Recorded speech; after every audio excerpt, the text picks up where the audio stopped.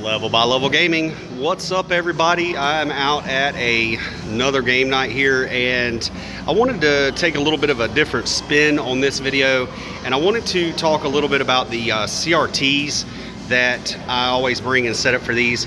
Now, unfortunately, CRTs never really translate well on video. There's always some lines scrolling across the screen that, you know, obviously we can't see while we're playing them. But if you're going to do retro gaming, I highly suggest that you jump on Facebook or even raid the local dump whenever you go to take your trash off. You would be surprised, if you ask nicely, if they give you one of these old CRT TVs, what you can get out of them as far as picture quality for your retro systems. I mean, a lot of the native resolutions on these systems just don't translate well to your modern flat screen, LCD, plasma, that type of screen. But on these CRTs, these things look fantastic. They look just like they are meant to be played. And even with Duck Hunt, you can't play Duck Hunt on a modern TV. You got to have a old glass tube CRT like this one right here. And they don't have to be extravagant.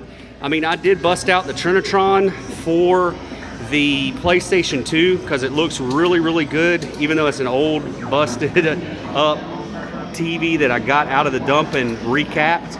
But the picture on that PlayStation 2 just looks so much better on the old Trinitron. But if you can grab some of these old, like anything, Orions, and even the Sanyo over here looks really, really good on the Nintendo. So they don't have to be extravagant. You don't have to spend a whole lot of money. Some people give these things away for free on Facebook Marketplace. Some people just want them gone.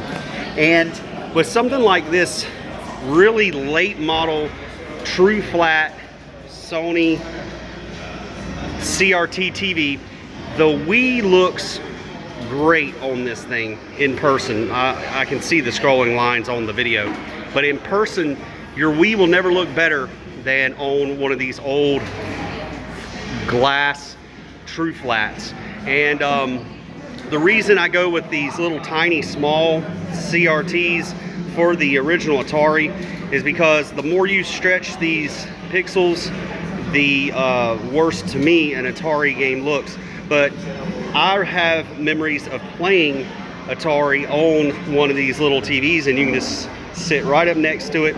And to me, this is a very authentic experience, unless you can really dig and find a very old console TV that this would have been the same year that the TV came out. But to me, Atari looks really good on one of these small CRTs. And of course, we got a Samsung here with the Nintendo 64. Once again, the resolutions being native, everything just matches really, really well. And just one final note, the downside to CRT, of course, is how heavy these things are. This particular console TV is unbelievably heavy, and I have this heavy duty homemade frame that I roll around on casters that I set this TV on. But this thing is just as heavy as one of my big arcade systems over here. I would say it's comparable on that cart to one of these originals.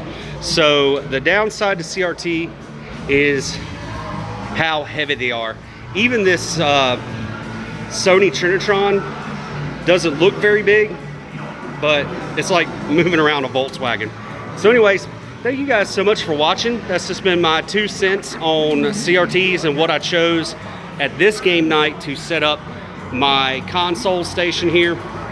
If you like this kind of thing, please hit that like button, subscribe, hit me up in the comments. And if you want to see a detailed review on some of these models where I really talk about everything about a specific CRT that I have, or something that is just known to gamers as a really good TV, or if you have something that you want to talk about, a TV that you have fond memories of playing games on, hit me up in the comments.